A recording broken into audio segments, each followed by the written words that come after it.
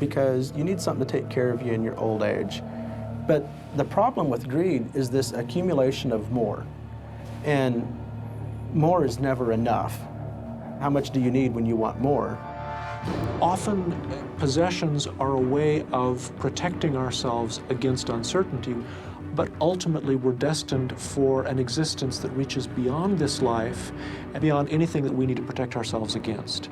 So there's a danger in investing too much energy in or according too much power to money. Evagrius's list of evil thoughts were little known outside the clergy.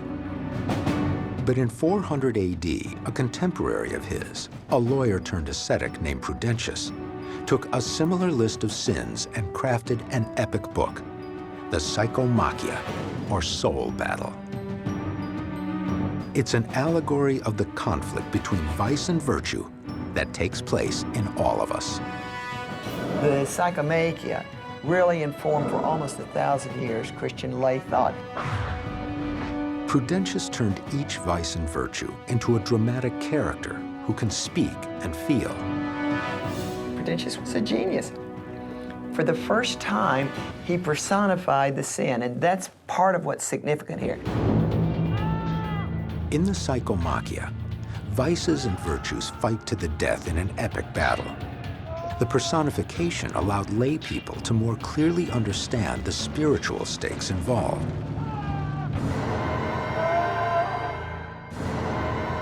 Several vices are defeated and desert the battle, dropping their weapons, jewels, and gold. The dead and mortally wounded are left, and their blood and smoldering flesh litter the ground.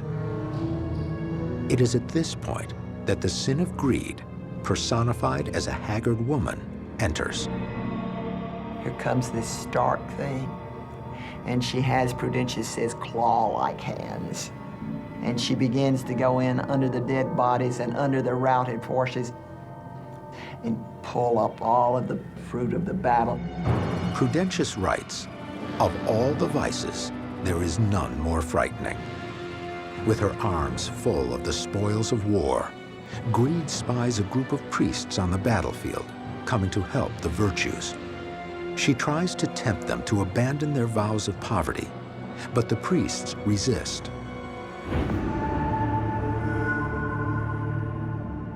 Seeing that the battle can't be won in this fashion, greed resorts to deceit and transforms her appearance. And she cleans herself up, and she puts on a new dress, and she becomes thrift.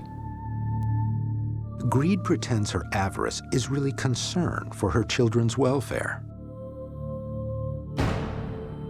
Greed is ultimately unsuccessful, and her tricks lead to her death. The Psychomachia ends with the virtues defeating the vices, but the sin of greed